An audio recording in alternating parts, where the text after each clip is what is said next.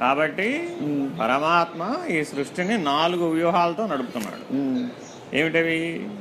వాసుదేవ, సంకర్షణ, అనిరుద్ధ. చూడండి, వాసుదేవ వ్యూహం, సంకర్షణ వ్యూహం, ప్రద్యుమ్న వ్యూహం, అనిరుద్ధ వ్యూహం. ఈ 4 వ్యూహాలతో సృష్టిని నడుపుతున్నాడు. అందులో మొట్టమొదటి వ్యూహాన్ని చెప్తున్నారు, వాసుదేవ వ్యూహం. ఆ వాసుదేవ వ్యూహంలో మొట్టమొదటి వాక్యాలు ఏం చెప్తున్నాడు? సృష్టి ఆది యందు పరమాత్మ ఒక్కడే ఉన్నాడు. ఆ పరమాత్మ ఒక్కడే ఉన్నటువంటి స్థితిలో నిర్గుణుడుగా ఉన్నాడు. ఆ నిర్గుణుడుగా ఉన్నటువంటి పరమాత్మ యందు ఒక స్పందన కలిగింది, ఒక సంకల్పం కలిగింది. ఆ సంకల్పమే ప్రకృతిగా, మాయగా ఉద్భవించింది. కాబట్టి మొదట పుట్టింది ఎవరు? ప్రకృతి. ఆ ప్రకృతి అదే పరమాత్మని సగుణుడిగా చూపెట్టడం మొదలుపెట్టి. ఇప్పుడు మనం పరమాత్మని ఎట్లా చూస్తున్నాం అంటే సగుణుడిగా చూస్తున్నాం. అంటే అర్థం ఏంటి?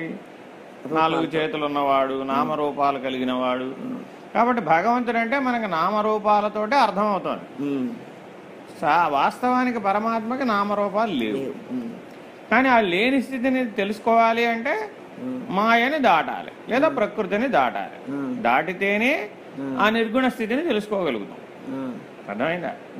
సగుణ స్థితిలో మాత్రం అందరూ తెలుసుకోవచ్చు. అదే విషయం చెప్తున్నాడు. ఇప్పుడు చదవండి మళ్ళా మొదటి నుంచి. వాసుదేవ వ్యూహం నరనారాయణ రూపుడగు పురుషుని అంటే ఒక్క పురుషుడే నరుడుగాను ఉన్నాడు, నారాయణుడుగా కూడా ఉన్నాడు. పురుషుని ఆశ్రయించి ఆ పురుషునితో ఐక్యతా భావము పొందిన ప్రకృతి లేక మాయాశక్తి నిర్గుణుడైన పురుషోత్తముని సగుణునిగా చూపించుచు. అంటే పురుషోత్తముడే ఎలా ఉన్నాడు? నిర్గుణుడుగా ఉన్నాడు. అసలు ఎంతమంది పురుషులు ఉన్నారు? ఎంతమంది పురుషులు ఉన్నారు? క్షర, అక్షర, పురుషోత్తమ. పురుషుడికి 3 స్థితులు ఉన్నాయి. క్షర, అక్షర, పురుషోత్తమ. పురుషోత్తముడు ఎవడు? నిర్గుణుడు. అర్థమైందా? పురుషోత్తముడు ఎవరు? నిర్గుణుడు. మిగిలిన 2 పురుషాలు క్షర, అక్షర. క్షర అంటే జీవుడు. క్షర అంటే జీవుడు. అక్షర అంటే బ్రహ్మం. అక్షర అంటే బ్రహ్మం. మరి వీళ్ళకి క్షర అంటే జీవుడికి ఉన్నాయి కదా. సమస్త జీవులు క్షరమే, సమస్త సృష్టి అక్షరమే. నశించనిది బ్రహ్మము. బ్రహ్మానికి రూపం లేదుగా. రూపం లేదు, కానీ గుణం ఉంది, సగుణం అది. కాబట్టి ఇక్కడ ఏం చెప్తున్నాడు?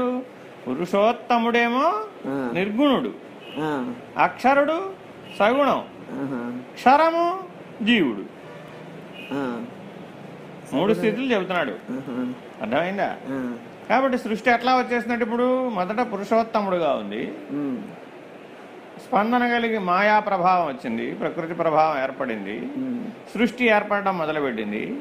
ఆ సృష్టికి అధిష్టానంగా సగుణ బ్రహ్మం ఏర్పడింది. సృష్టికి ఆధారంగా సగుణ బ్రహ్మం ఏర్పడింది. ఆ సగుణ బ్రహ్మం నుంచి అన్ని జీవులు ఉత్పన్నమైనవి. ఇది సృష్టి ఏర్పడిన విధానము అని. సృష్టి ఎట్లా ఏర్పడిందో చెప్తున్నాడు. శ్రీ అన్న పేరుతో వెలయచుండగా ఏది? ప్రకృతి సగుణునిగా. కాబట్టి శ్రీ అన్న శబ్దం ఎక్కడొస్తే ఇదంతా ఎక్కడ? అదేంటిది? అది ప్రకృతి శబ్దం. అర్థమైందా? శ్రీరామ అన్నారు. అందులో రామ శబ్దం పురుషోత్తముడు, శ్రీ ప్రకృతి వాచ్యం. అర్థమైందా? రామ రామ రామ అని రాయాలా, శ్రీరామ శ్రీరామ శ్రీరామ అని రాయాలా? శ్రీరామ శ్రీరామ అని రాస్తారు. ఎందుకని? ప్రకృతి సహితమైన భగవంతుడు కాబట్టి సగుణంగా కనబడుతున్నాడు అక్కడ. రాముడు ఆకారంతో కనబడుతున్నాడా లేదా? అందుకని సగుణ వాచ్యం. కృష్ణ ఉన్నది, కృష్ణ శబ్దానికి శ్రీని జోడించాం, శ్రీకృష్ణుడు అన్నాం. ఒట్టి కృష్ణ అంటే మనకు నచ్చదు, ఒట్టి రాముడు అంటే నచ్చదు మనకు, శ్రీరామ అనాల్సిందే అన్నాం. అట్లా జీవులందరికీ ఈ సగుణ రూపమైనటువంటి దాన్ని పట్టుకోవడం సులభంగా ఉండటం చేత ఈ ప్రకృతితో కూడిన పరమాత్మని పట్టుకునే పద్ధతిని ఆశ్రయిస్తున్నాడు. కాబట్టి ఇట్లా ఆశ్రయించే పద్ధతి ఏమిటి? వాసుదేవ వ్యూహం. ఇలా జీవులందరికీ ఇలాంటి స్ఫురణ కలగడానికి కారణం ఆ వాసుదేవ వ్యూహం. అది చెప్తున్నాడు చూడండి కింద. అట్టి పురుషుల రూపం వాసుదేవ యోగం. నిర్గుణ నారాయణ్ణి మాయాశక్తి ఆశ్రయించగా సగుణ నారాయణనుగా తోచును. అది అసలు నారాయణుడు ఎలా ఉన్నాడు? మహావిష్ణువు నిర్గుణుడు, పురుషోత్తముడు. కానీ ఈ లక్ష్మీదేవి మహామాయా స్వరూపమైన లక్ష్మీదేవి ప్రభావం చేత సగుణుడుగా కనబడుతున్నాడు. ఎందుకని? ప్రతిబింబించాడు. అర్థమైందా? మొట్టమొదట మాయాశక్తిలోనే ప్రతిబింబించాడు. నిర్గుణుడిగా ఉన్నప్పుడు ఏ ప్రతిబింబం లేదు, రెండవది లేదు అక్కడ. అర్థమైందా? రెండవదైన ప్రకృతి రాగానే ప్రకృతిలో ఆ పురుషోత్తముని యొక్క సత్తా ప్రతిబింబించింది. ప్రతిబింబించగానే ప్రకృతికి సమర్థత వచ్చింది. అప్పటిదాకా ప్రకృతి సమర్థం కాదు, ఆ ప్రకృతి సమర్థమైంది. సమర్థమై సృష్టి చేయడం ప్రారంభించింది. మనం ఏమంటున్నాం? సృష్టికి ఆధారం ప్రకృతి అంటున్నాం. అర్థమైందా? విజ్ఞానం ఏం చెప్తుంది? సృష్టికి ఆధారం ప్రకృతి. కానీ ప్రకృతికి ఆ సత్తా ఎలా వచ్చింది? కెపాసిటీ ఎట్లా వచ్చింది?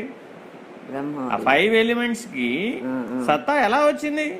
హౌ ఇట్ ఈస్ కెపాసిటేటెడ్ అని ప్రశ్న వేసింది వేదాంతం. అర్థమైనా? విజ్ఞానాన్ని ఒప్పుకున్నాం. ఒప్పుకుని ఏమంటున్నాం? How nature is capacitated. ఆ నేచర్కి ఆ శక్తి ఎక్కడి నుంచి వచ్చింది? That is Brahmam, that is Narayana.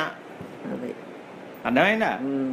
దీనికి ఆ శక్తి రావడానికి కారణ స్వరూపం ఏదైతే ఉందో ఆ కారణ స్వరూపం నారాయణుడు, కార్యస్వరూపం ప్రకృతి.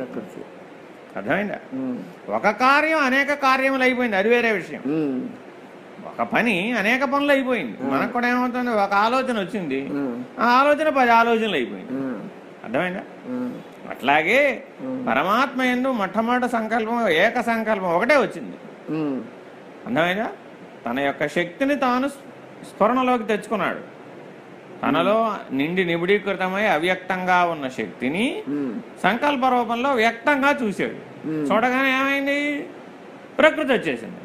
ప్రకృతి వచ్చిన తర్వాత ఏం చేసింది? ఈ ప్రకృతిలో ఆ పరమాత్మ ప్రతిబింబించాడు. ఆ చైతన్యం వచ్చి ప్రకృతితో చేరింది. చేరేటప్పటికి ఏమైంది? ప్రకృతి సమర్థవంతమైంది. సమర్థవంతమై సృష్టిని చేయడం మొదలుపెట్టింది. ఇది ప్రకృతి సృష్టి చేయగలిగే శక్తి రావడం అంటే. ప్రకృతి వరకే వెళ్ళి వెనక్కి వచ్చేస్తావు అనుకో, ఇంకా అవతలకి వెళ్ళలేవు. మన సమస్య అంతా ఏంటి? ప్రకృతి వరకే వెళ్ళి వెనక్కి వచ్చేస్తున్నాం. ఉదాహరణ చెప్తా. తల్లి గర్భంలో శిశువు తయారైంది. శిశువుని తయారు చేసింది ఎవరు? తల్లిదండ్రి. ఎలా? భౌతిక కారణంగా కనబడుతున్నారు వీళ్ళు. అంతేనా కాదా? ఎంత ప్రయత్నించినా తల్లిదండ్రులు కాలేని వాళ్ళు లేరా? కాబట్టి భౌతిక కారణం సరిపోవట్లేదుగా. అవునా కాదా? ప్రయత్నం చేసినా తల్లిదండ్రి కాలేని వాళ్ళ విషయంలో ఏం చేయగలుగుతున్నాం? ఏమీ చేయలేకపోతున్నాం. మళ్ళా అభౌతికమైనటువంటి కార్యక్రమం ద్వారా దాన్ని తయారు చేద్దాం అనుకుంటున్నాం. అదేగా టెస్ట్ ట్యూబ్ బేబీ. అవునా కదా? ఎక్కడైనా పిండం ఎదుగుదలకి కారణం చైతన్యం కదా.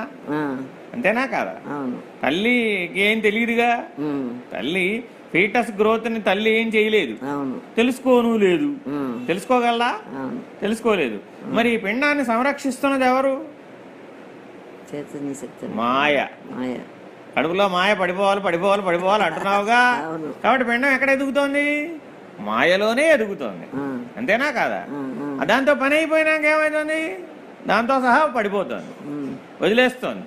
అంటే దీన్ని మాయా అనే దీన్ని అట్లా కాదు, అర్థం అవడం కోసం ఉపమానం గిట్ట చెబుతున్నాం.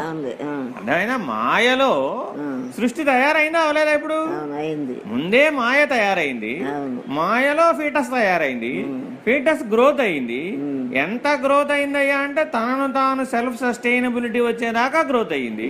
అవగానే సెల్ఫ్ సస్టైనబిలిటీ రాగానే వదిలేసింది. అంతేనా కాదా? ఇదే ధర్మంగా మనిషి కూడా సృష్టి యొక్క విజ్ఞానాన్ని అంతా అర్థం చేసుకున్నాడు. ప్రకృతిని కారణంగా పెట్టుకుని ప్రకృతిని అధ్యయనం చేశాడు.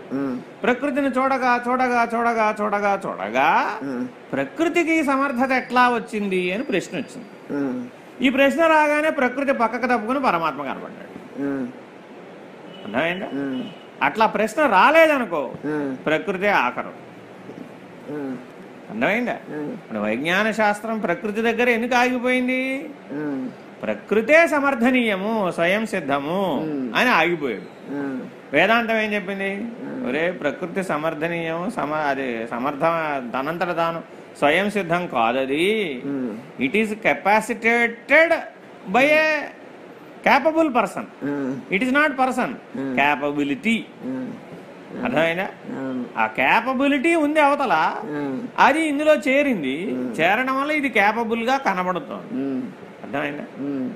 సో అనంత విశ్వం, యూనివర్స్ అంతా ఉన్న కాస్మిక్ ఎనర్జీ పరమాత్మ. అర్థమైందా? యూనివర్స్ చాలా విశాలమైనదిగా. ఆ యూనివర్స్ అంతా ఉన్న కాస్మిక్ ఎనర్జీ ఉందే, అది పరమాత్మ.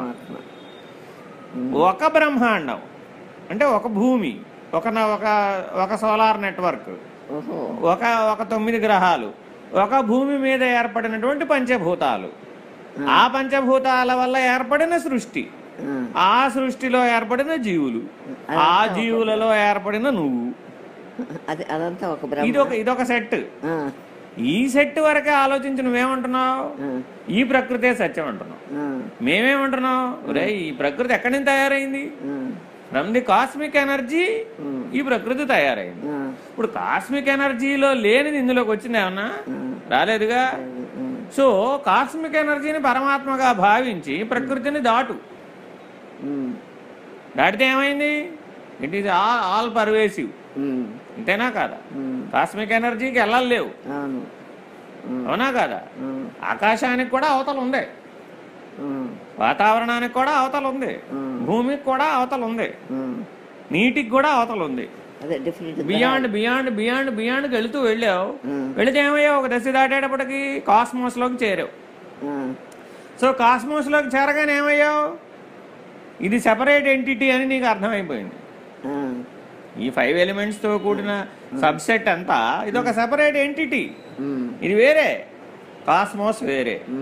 కాస్మోస్ అంతా తిరుగుతోంది, యూనివర్స్ కూడా పరిభ్రమిస్తోంది, అవునా కదా? గెలాక్సీలు, నెబులాలు, బ్రహ్మాండాలు అన్నీ కలిసి తిరుగుతున్నాయి లేదా?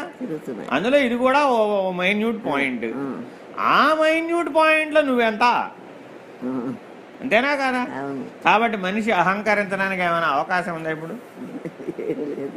అర్థమైందా? కానీ మనిషి ఎట్లా జీవిస్తున్నాడు ఇప్పుడు? నేను అన్నిటికీ నేనంటాడు ముందు, అవునా కదా? నేనని ఎందుకు అంటున్నావా అంటే ఆ కాస్మిక్ ఎనర్జీని నువ్వు తెలుసుకోలేకపోవడం వల్ల, ఆ పరమాత్మ స్థితిని నువ్వు తెలుసుకోలేకపోవడం వల్ల, కనబడేటటువంటి భూమి, గాలి, నీరు ఇదే ప్రకృతి, నాకు ఆధారం ఈ భూమి, గాలి, నీరు అని అనుకోవడం వల్ల, వీటి మీద ఆధిపత్యం సంపాదించాలని ప్రకృతి మీద పోరు సరపడం వల్ల, వీటిని దుర్వినియోగం చేసే స్థాయికి నువ్వు దిగజారిపోవడం వల్ల, నేననే అహం బలపడడం వల్ల ప్రకృతికి భిన్నంగా, సృష్టికి భిన్నంగా, పరమాత్మకు భిన్నంగా, విజ్ఞానానికి భిన్నంగా నువ్వు ప్రవర్తిస్తున్నావు. అందుకని వేదాంతులు ఏం చేశారు? నిన్ను దాటించారు అవతలకి. ఈ 5 ఎలిమెంట్స్ తో కూడిన ఈ చిన్న సబ్సెట్ లో నుంచి అవతలకి దాటించారు ముందే. ఒరే అవతల ఉంది పరమాత్మ, అది నిర్గుణం. ఈ సబ్సెట్ లో 5 ఎలిమెంట్స్ సెట్ తో కూడినటువంటి నువ్వు అనుకుంటున్న ఈ 84 లక్షల జీవరాశులు సెట్ ఏదైతే ఉందో, ఇది అవతల కాస్మోస్ లో చూస్తే లేదు. ఉందా? భూమికి అవతల ఉన్నటువంటి ప్రపంచంలో సూర్యుడి మీద ఈ జీవరాశిని చూపెట్టమంటే చూపెట్టలేంగా. సూర్యుడి దగ్గరే చూపెట్టలేని వాళ్ళం ఇంకా అనంత బ్రహ్మాండంలో, విశ్వాండంలో ఎట చూపెడతాం? చూపెట్టలేంగా. కానీ నువ్వేమనుకుంటున్నావు? ఓ ఈ ప్రపంచమే విశాలమైంది, నాకు తెలిసిన మనుషులు చాలా మంది ఉన్నారు, నేను చాలా మందితో పరిచయాలు ఉన్నవాడిని, నా ప్రపంచం చాలా విశాలమైంది, నేను చాలా బలవంతుణ్ణి, నేను చాలా రూపవంతుణ్ణి, నేను చాలా విద్యావంతుణ్ణి, నేను చాలా ధనవంతుణ్ణి, ఇలా ఎన్నో లక్షణాలు చెప్పుకుంటున్నావా నీ గురించి నువ్వే? అవన్నీ దేనికి కారణమైనవి? నేననే అహం బలపడడానికి కారణమైంది. అదే ఈ నేనుని పట్టుకెళ్ళి ఆ సర్వవ్యాపకంగా, విశ్వవ్యాపకంగా ఉన్నటువంటి విశ్వ చైతన్యంతో కాస్మిక్ ఎనర్జీకి పోల్చి చూసాం. నీ సమర్థత ఎంత? ఏమన్నా కౌంటబులా? అన్కౌంటబుల్ అని చెప్పడం దీని యొక్క ఉద్దేశం కదండి. ఇప్పుడు ఇందాక మీరు సూర్యుడు అన్నారే, సూర్యుడు కూడా వన్ ఆఫ్ ద గ్రహమే కదా? అంటే వన్ ఆఫ్ ది స్టార్. అర్థమైందండి? భూమి వన్ ఆఫ్ ది ప్లానెట్, సూర్యుడు వన్ ఆఫ్ ది స్టార్. ఎన్ని స్టార్స్ ఉన్నాయి యూనివర్స్ లో? కోట్లాది స్టార్స్ ఉన్నాయి, అవునా కాదా? మరి మనం ఒక స్టార్ చుట్టూతా తిరుగుతున్నటువంటి భూమండలంలో ఉన్నటువంటి ప్రపంచమే ఎక్కువ అంటున్నాం. వాళ్ళేమంటున్నారు? వాసుదేవ వ్యూహం దేని గురించి చెప్తుంది? ఇప్పుడు అనంతమైన కాస్మిక్ ఎనర్జీలో నుంచి ఒక్క సోలార్ నెట్వర్క్ పుట్టింది. ఇది వాసుదేవ వ్యూహం. అర్థమైనా? వాసుదేవ వ్యూహం ఏం చెప్తుంది? ఇప్పుడు శ్రీమన్నారాయణుడు పురుషోత్తముడు, ఆయన కాస్మిక్ ఎనర్జీ. ఆ కాస్మిక్ ఎనర్జీలో శ్రీ ఒక ప్రకృతి పుట్టింది, ఒక 5 ఎలిమెంట్స్ పుట్టినాయి, ఒక సృష్టి పుట్టింది. ఆ సృష్టిలో నువ్వు పుట్టావు. కానీ నువ్వేమన్నావు? ఆ శ్రీమన్నారాయణుడు లేడు. తప్పు కదా? కానీ నీకు అర్థం అవడం కోసమని ఈ 5 ఎలిమెంట్స్తో కూడిన శ్రీ ఆ నిర్గుణుడైన శ్రీమన్నారాయణుని సగుణుడిగా, చతుర్భుజుడుగా, పీతాంబరుడుగా చూపెడుతాడు. నీకు ఉపయోగమేగా. సగుణం ద్వారా నిర్గుణానికి ఎదగాలి, ఎదగడం కోసం అలా చూపెడుతోంది. అర్థమైందా? కాబట్టి సగుణ నిర్గుణాల మధ్య ఆ ప్రకృతి శక్తి తప్పుకుంటుంది అన్నమాట. ప్రకృతి శక్తి తప్పుకోగానే నువ్వు నిర్గుణ స్థితిని తెలుసుకోగలుగుతావు. ప్రకృతి శక్తి తప్పుకోలేదనుకో నువ్వు ఎప్పటికీ సగుణంగానే ఉంటావు అనే నిర్ణయాన్ని చెప్తున్నాడు అన్నమాట. ఇప్పుడు అసలు నిర్గుణం నుంచి సగుణ రూపంగా ఈ దేవుళ్ళని ఇమాజిన్ చేసి పెట్టింది మానవుడేగా. అవునండి. నీకు ఆ తెలివి ఎక్కడి నుంచి వచ్చింది? అదే తెలివి. ఇక్కడ ప్రశ్న అది. నేను పెట్టాను అంటున్నావే, ఈ నేనుకు ఆ తెలివి ఎక్కడి నుంచి వచ్చింది? అది ఆ ప్రశ్న. చదవండి. నిర్గుణ నారాయణుని మాయాశక్తి ఆశ్రయించగా సగుణ నారాయణుగా తోచును. ఆ సగుణ నారాయణుని శ్రీమన్నారాయణుడని అందరు. శ్రీ అనగా మాయావరణలోని ప్రకాశం. శ్రీ లేనిచో నిరావరణమందు తాను తానుగా ప్రకాశించుకొను ప్రకాశ రూపము. లేనిచో నిరావరణమందు తాను తానుగా ప్రకాశించుకొను ప్రకాశ రూపము. అంటే ఏమిటి? ఇప్పుడు ఆకాశం, వాతావరణం అడుగున లోపల పనిచేస్తున్న సౌరశక్తికి, వాతావరణం అవతల పనిచేస్తున్న సౌరశక్తికి భేదం ఉందా లేదా? సౌరశక్తి ఒకటే. వాతావరణం లోపలికి వచ్చేటప్పటికేమో ఆక్సిజన్ ఉంది కాబట్టి సృష్టి చేస్తోంది. వాతావరణం అవతల ఆక్సిజన్ లేదు, అక్కడ సౌరశక్తి ఉంది కానీ దాని ప్రభావం ఏమి లేదు. అవునా కాదా? కాబట్టి శ్రీ అనేటటువంటి ఆక్సిజన్ ఉన్నటువంటి ఆవరణలోకి వచ్చినప్పుడు అదేమైంది? సృష్టికి సమర్థమైంది. అర్థమైందా? అదే ఆ నిరావరణమైనటువంటి అవతల స్థితిలో ఉంది. అప్పుడు అక్కడేమైంది? అక్కడ కూడా సౌరశక్తి ఉంది కానీ స్వయం ప్రకాశకం, తాను తానుగా ప్రకాశించే స్వరూపుడుగానే ఉన్నాడు సూర్యుడు. తాను తానుగా ప్రకాశించుకుని ప్రకాశ రూపం ఉన్నాడు. అదే ప్రకృతిలోకి వచ్చాడు, అప్పుడేమైంది? సృష్టించగలిగే సమర్థమైంది. అర్థమైందా? ఈ వాతావరణం అనే అడ్డుగోడకి యువతల ఆక్సిజన్ ఉంది, అవతల ఆక్సిజన్ లేదు. అవతల సూర్యప్రకాశం ఉంది, అది ఎట్లా ఉంది? తాను తానుగా ఉంది. యువతల ఎలా ఉంది? సృష్టికి సమర్థంగా ఉంది. కాబట్టి ఈ ఆవరణకు లోపల ఉన్నదేమో సగుణ నారాయణుడు, ఈ ఆవరణకు అవతల ఉన్నది నిర్గుణ నారాయణుడు. స్త్రీ లేని ఈ వాసుదేవ వ్యూహంలోని పురుషుడు స్త్రీ యొక్క ఆశ్రయము వలన షడ్గుణైశ్వరుడు అగుతున్నాడు. అంటే అర్థం ఏంటి? ఈ ఆవరణ లోపల ఉన్నటువంటి సగుణ రూపుడైన నారాయణుడు 6 లక్షణాలను కలిగి ఉన్నాడు. షడ్గుణ ఐశ్వర్యములు, 6 సంపదలు కలిగి ఉన్నట్ట. ఏమిటో చెప్తున్నారు? భక్తులకు ఉపాస్యమైన వ్యూహములో ఉన్నాడు.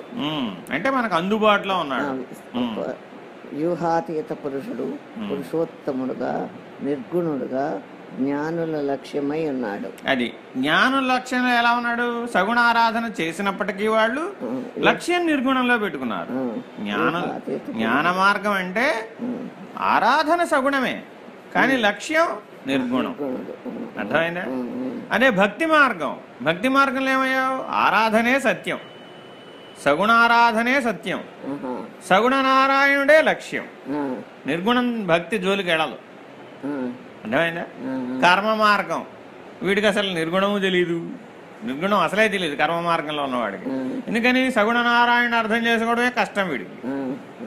అర్థమైందా? ఇది కర్మ, భక్తి, జ్ఞానం. కర్మ మార్గం అంటే పనుల్లో బిజీగా ఉంటాడు ఎప్పుడు. వీడు పనులు ఫలితాలు అంతే వీడు గొడవ. వీడికి ఎక్కువలో ఎక్కువ భక్తిలోకి ప్రవేశించడమే చాలా ఎక్కువ. అందుకని వీడికి తీర్థయాత్రలు, పూజలు, పునస్కారాలన్నీ పెట్టాం. అదే భక్తిలోకి వచ్చాడు, అప్పుడు ఏమయ్యాడు? భగవంతుడికి దగ్గరగా చూడడం మొదలుపెట్టాడు. చూసినప్పుడు ఏమయ్యాడు? సగుణ దర్శనానికి దగ్గరగా ఉన్నాడు. నిరంతరాయంగా ఆ సగుణ దర్శనాన్ని పొందుతూ ఉంటాడు, సాలోక్య సామీప్యాలని అనుభవిస్తూ ఉంటాడు.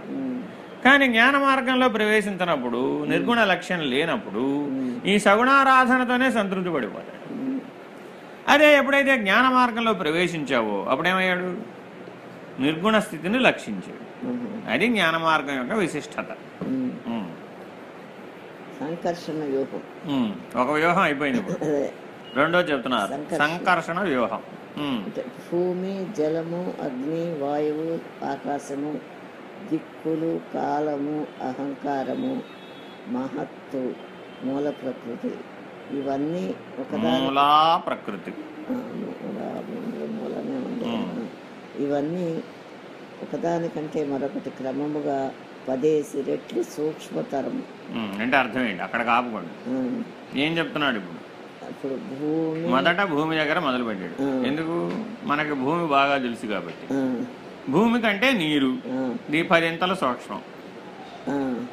నీటి కంటే అగ్ని 10 ఇంతలు సూక్ష్మం. నీటి కంటే అంటే భూమి కంటే 10 × 10 100 రెట్లు. వాయువు, అగ్ని తర్వాత వాయువుగా, వాయువు ఎన్ని రెట్లు? ఇంకో 10 రెట్లు. అగ్నికి 10 రెట్లు అంటే భూమికి ఎన్ని రెట్లు? 100 × 10 1000 రెట్లు. ఇట్లా ఒక్కొక్కటి 10 రెట్లు సూక్ష్మమైనటువంటిది. సూక్ష్మం అంటే అర్థం ఏంటి?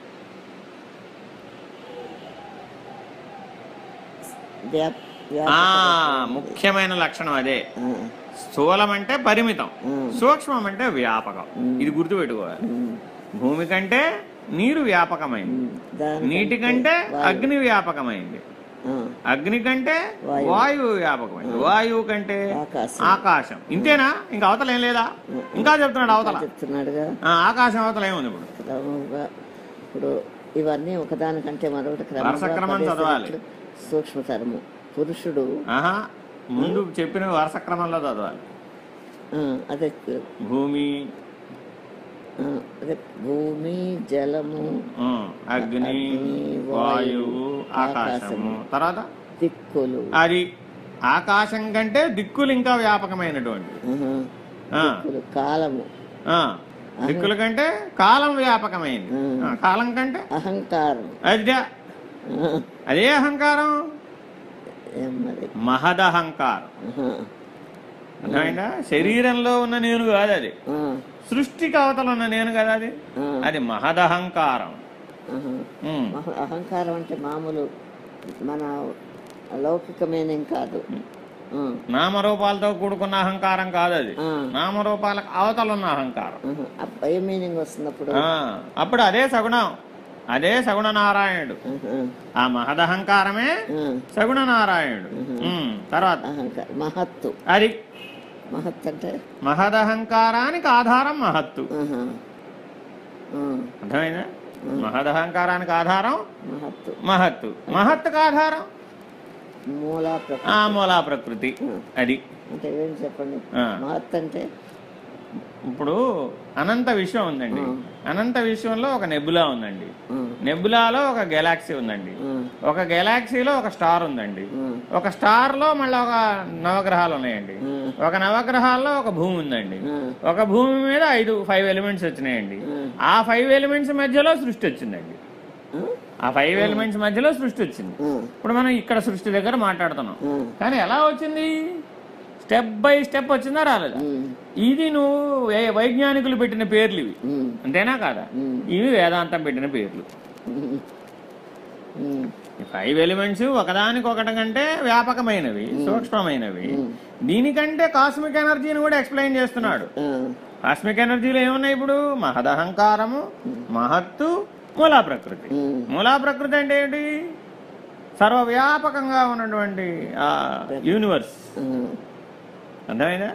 ఆ మూలా ప్రకృతిలో నుంచి ఒక నెబులా, ఒక నెబులా నుంచి ఒక గెలాక్సీ, ఒక గెలాక్సీ నుంచి ఒక స్టార్, ఇట్లాగే చెప్తున్నాడుగా వైజ్ఞానికుడు కూడా, అదే పద్ధతి ఇక్కడ కూడా చెప్తున్నాడు. భాషా భేదం అర్థమైందా? కానీ ఇట్లా చెప్తేనేమో అర్థం చేసుకోవడానికి సులువుగా ఉంది, అట్లా చెప్తే కొంచెం కష్టం. ఎందుకని ఆ రకమైన మార్గంలో ప్రవేశం ఉన్న వాళ్ళకే వీలవుతుంది, ఇది అందరికీ అర్థం అవుతుంది. కాబట్టి అందుకని ఏం చేశారు, ఇది చిన్న అహంకారం, అది పెద్ద అహంకారం, ఇది మహత్తు మహదహంకారం, దానికి ఆధారంగా మూలా ప్రకృతి. అట్లా తెలుసుకో. క్రమేపీ ఎదిగే కొద్దీ నువ్వు సూక్ష్మం, సూక్ష్మతరం, సూక్ష్మతమం బుద్ధి ఆ వ్యాపక ధర్మాన్ని పొందే కొద్దీ దాన్ని దర్శించగలుగుతుంది, అర్థం చేసుకోగలుగుతుంది. దర్శనం ద్వారా అర్థం చేసుకోవాల్సిందే కానీ మాటల ద్వారా శబ్ద ప్రమాణంతో చెప్పడానికి వాటి గురించి వీలు కాదు. అంతేనా కాదా? పురుషుడు వీటన్నిటికంటే సూక్ష్మాతి సూక్ష్ముడై వీటి అందే అణోరణీయంగా వ్యాపించి ప్రతిదానిలోనూ అంతర్యామి అయి ఉన్నాడు. ఆగండి, ఇప్పుడు అంతర్యామి ఎక్కడి నుంచి ఎక్కడ దాకా? అంతర్యామి అంటే ఎవరు? అక్షరుడు. అంతర్యామి అంటే ఎవరు? అక్షర పురుషుడు, ఆ సగుణ బ్రహ్మము, ఆ సగుణ నారాయణుడు. ఎక్కడి నుంచి ఉన్నాడు? ఇప్పుడు నీ దగ్గర నుంచి మొదలు పెడితే మూలా ప్రకృతి దాకా ఉన్నాడు. అర్థమైందా? ఇట్లా ఎప్పుడైతే వ్యాపక ధర్మంతో చూస్తావో అప్పుడేమయ్యాడు? అంతర్యామిగా ఉన్నటువంటి నారాయణుడు నీ దగ్గర నుంచి మొదలు పెడితే మూలా ప్రకృతి వరకు వ్యాపించున్నాడు. మరి ఇప్పుడు అక్కడ దాకా చూడాలా వద్దా? చూడాలా? అట్లా చూడటం నేర్చుకోవాలి. జగత్కారణుడు గాను. కాబట్టి జగత్కారణుడు ఎవరు? అంతర్యామి. జగత్కారణుడుగాను అతీతుడుగా కూడా ఉన్నాడు. ఈ పురుషుని వ్యూహము సంకర్షణ వ్యూహము. కర్షణ అనగా ఆకర్షణ శక్తి. 3 పాదములు అతీతమైన మోక్షస్థానము కాగా. కాబట్టి ఏం చెప్తున్నాడు? త్రిపాదూర్ధ్వగతం దివిహి అన్నాడా లేదా భగవద్గీతలో? విశ్వరూప సందర్శన యోగంలో ఏం చెప్తున్నాడు ఆయన? నేనెవరయ్యా? త్రిపాదూర్ధ్వగతం దివిహి. 3 పాదములు అవతలే ఉంది, ఇంకా ఒక్క పాదమే సృష్టి అయింది. అందుకే మీకు అన్నవరంలో నారాయణ స్వరూపం ఏమని చెప్తుంది? అక్కడ ఉంటుంది అదే మాట ఎక్కేటప్పుడు అన్నవరంలో నారాయణుడు కింద ఉంటుంది, ఆ యంత్రం మీద కూడా రాసి ఉంటుంది త్రిపాద్విభూతి నారాయణుడు. త్రిపాద్ ఊర్ధ్వగతం. నువ్వు నారాయణ చూడాలంటే పై అంతస్తుకి ఎక్కి చూడాలి, కింద పాదాలు మాత్రమే ఉన్నాయి. అంటే ఏకపాదం. ఇప్పుడు మనం ఉన్నామే, ఈ సృష్టి ఏకపాదం. ఇంకా మిగిలిన 3 భాగములు దివి అవతల ఉంది, కాస్మోస్ లో భాగంగా ఉంది. అర్థమైందా? కాబట్టి త్రిపాదూర్ధ్వగతం దివిహి అనే సూత్రాన్ని గుర్తుపెట్టుకోవాలి. 3 పాదములు అతీతమైన మోక్షస్థానము కాగా.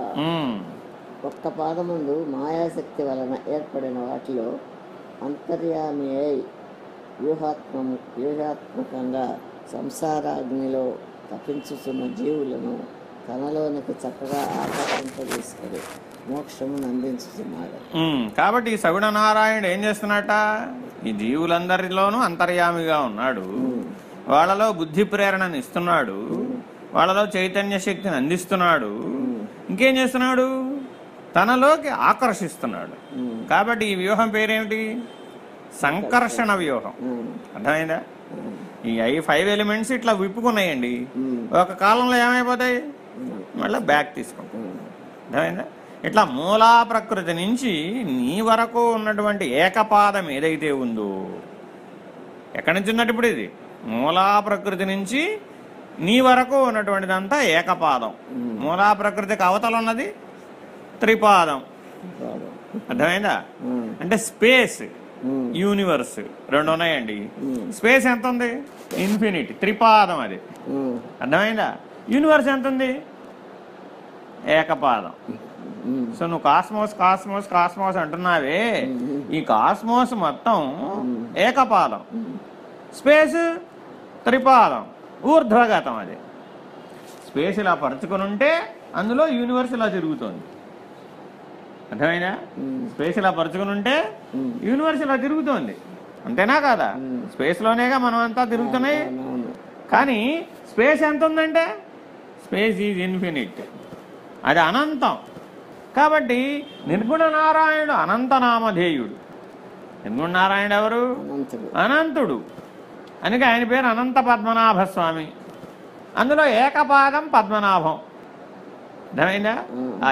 మీరు అక్కడ బొమ్మ పెట్టారే, అక్కడ విష్ణుమూర్తి బొమ్మ పెట్టారు కదండి, కమలం పద్మనాభుడు వచ్చిందా లేదా? అందులో బ్రహ్మ పుట్టాడా లేదా?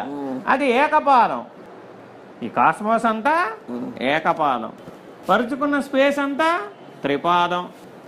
అర్థమైందా? మరి ఏకపాదం అంతా ఏమవుతుంది? సృష్టి స్థితి లయాలుగా వ్యక్తం అవుతోంది, పోషించబడుతోంది, మరలా వెనక్కి తీసుకోబడుతోంది. చదవండి. కర్షణ అనగా ఆకర్షణ శక్తి. 3 పాదములు అతీతమైన మోక్ష స్థానము కాగా ఒక్క పాదమందు మాయాశక్తి వలన ఏర్పడిన వాటిలో అంతర్యామి అయి వ్యూహాత్మకముగా సంసారాగ్నిలో తప్పించుతున్న జీవులను తనలోనికి చక్కగా ఆకర్షించుకొని మోక్షమును అందించుతున్నాడు కనుక సంరక్షకుడు, మోక్ష ప్రదాత అయిస్తున్నాడు. కాబట్టి సంకర్షణుడే మోక్ష ప్రదాత.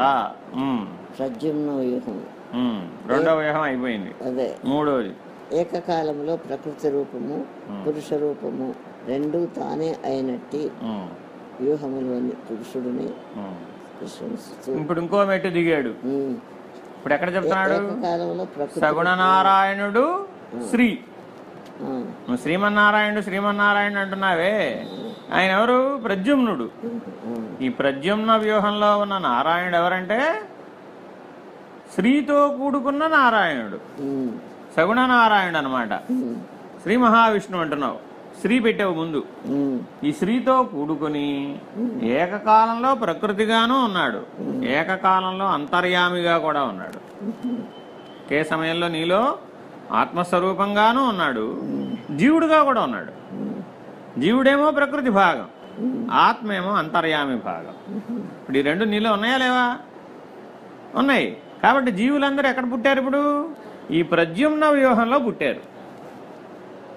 ప్రకృతి 5 ఎలిమెంట్స్ ఏమో సంకర్షణ వ్యూహంలో పుట్టినాయి. అర్థమైందా? కాస్మోస్ లో నుంచి సోలార్ నెట్వర్క్ పుట్టిందేమో మొదటిదైన వాసుదేవ వ్యూహంలో పుట్టింది. సోలార్ నెట్వర్క్ లో నుంచి 5 ఎలిమెంట్స్ పుట్టిందేమో సంకర్షణ వ్యూహంలో పుట్టింది. 5 ఎలిమెంట్స్ లో నుంచి మళ్ళా జీవ సృష్టి జరగాలిగా. ఆ జీవ సృష్టి ఎందులో పుట్టింది? ఇప్పుడు ప్రద్యుమ్న వ్యూహంలో పుట్టింది. ఎట్లా పుట్టిందో చెబుతున్నాడు. ఏకకాలంలో ప్రకృతి రూపము పురుష రూపము రెండూ తానే అయినట్టు వ్యూహములోని పురుషుడిని ప్రద్యుమ్నుడని అందరు. ఇతడు ఈ వ్యూహములో సత్వగుణము చేత సృష్టిని రక్షించు పోషించు. కాబట్టి ఈ సృష్టి దేని చేత రక్షించబడుతుంది? ఆయన చేత, సత్వగుణం చేత. సత్వగుణం చేత. దేని చేత నశిస్తోంది? రజోగుణం, తమో గుణం చేత. దేని చేత కదిలి చంచలంగా ఉంది? రజోగుణం చేత. దేని చేత కదిలిస్తూ చంచలంగా కనబడుతుందా లేదా? పరిణామం చెందుతుందిగా. ఆ పరిణామం అంతా రజోగుణ ధర్మం. అర్థమైందా? రక్షణ అంతా సత్వగుణ ధర్మం. అర్థమైందా? లయం అంతా తమో గుణ ధర్మం. కాబట్టి మనం సత్వగుణాన్ని ఆశ్రయించి రక్షణ పొందాలి.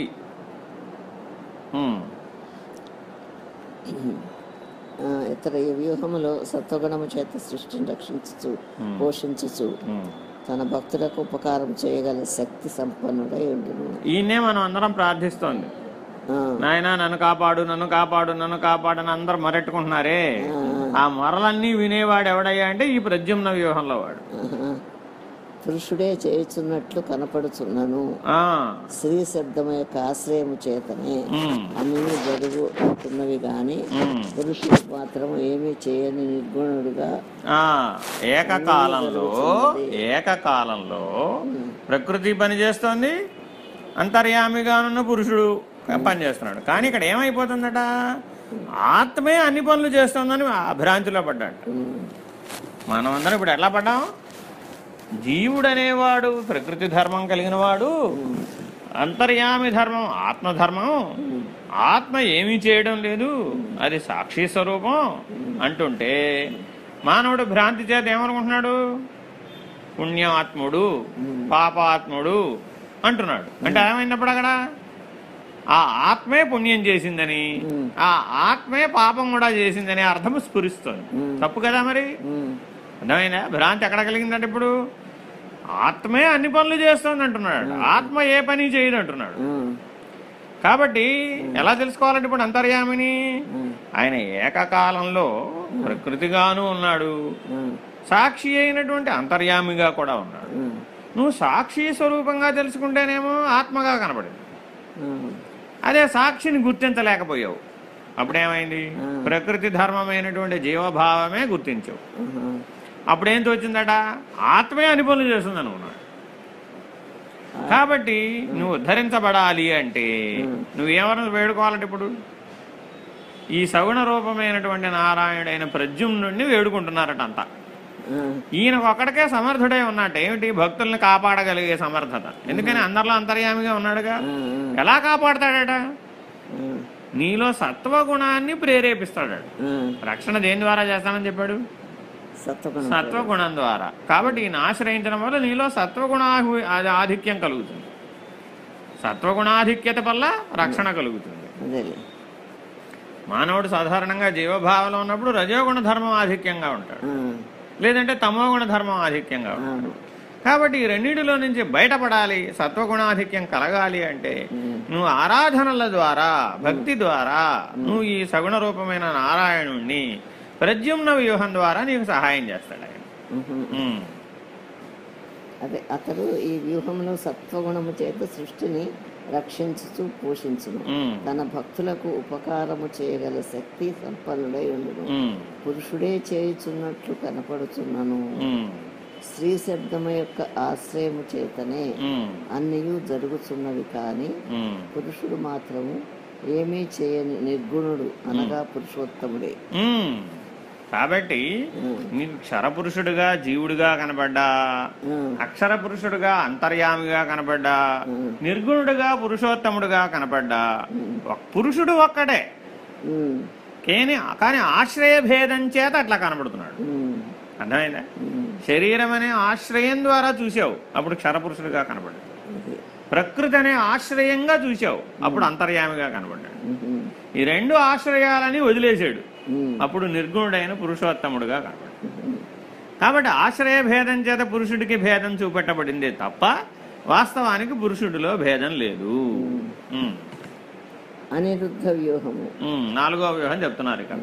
జీవుల కర్మలను నశింపచేయచ్చు సకల ప్రాణుల కర్మలను నిర్వర్తింపచేయు పురుషుని వ్యూహము అనిరుద్ధ వ్యూహము. అంటే మనం ఏం చెప్తున్నాం?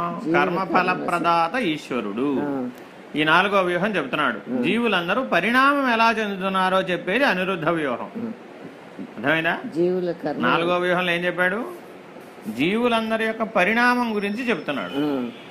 3వ వ్యూహంలో ఏం చెప్పాడు? జీవులు ఎట్లా వచ్చారు, ఎట్లా పోషించబడుతున్నారు, ఎట్లా జరుగుతోంది, వాళ్ళని ఎట్లా కాపాడబడతారో చెప్పాడు.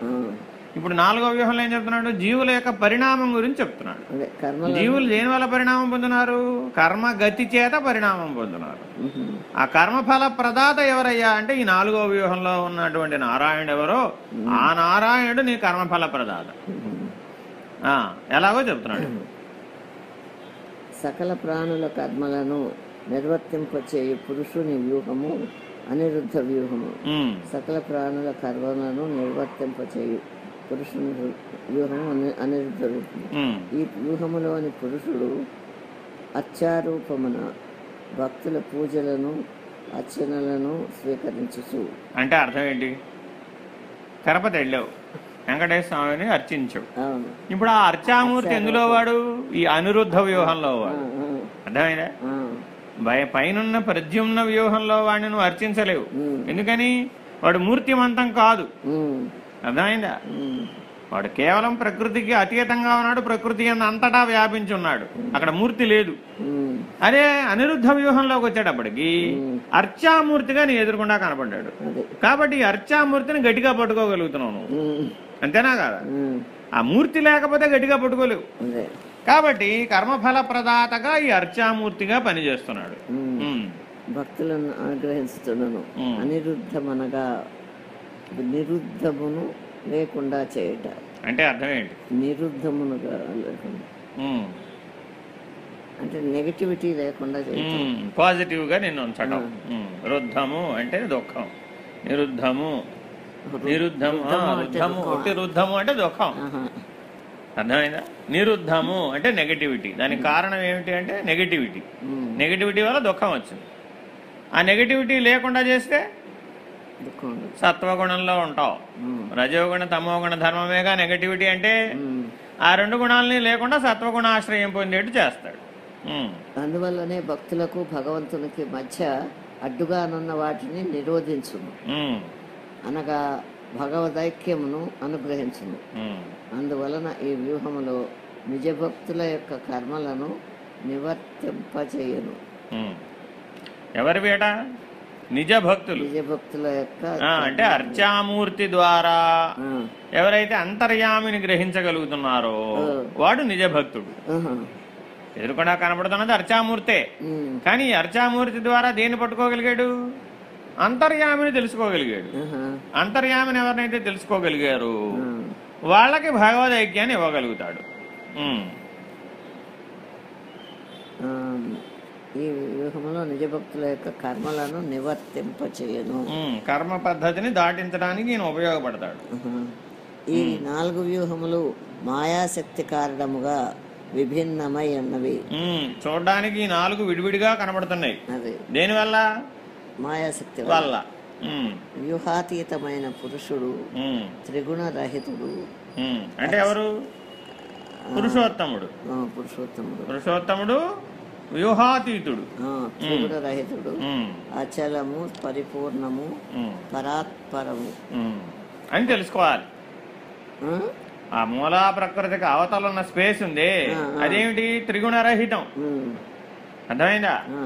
ఇంకేమిటి? పరాత్పరం. త్రిగుణరహితుడు, అచలము. అచలం అంటే కదలదు, స్పేస్ కదలదుగా.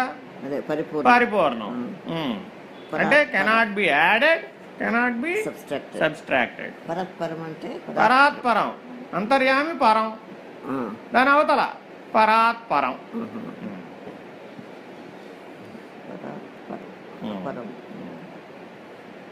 అపరమానొచ్చా పరాత్పరం. ఒక్క పాద బ్రహ్మ చతుర్వ్యూహములుగా నుండి ఇందాకే చెప్పాడుగా, అవతలున్న స్పేస్ అంతా త్రిపాదం.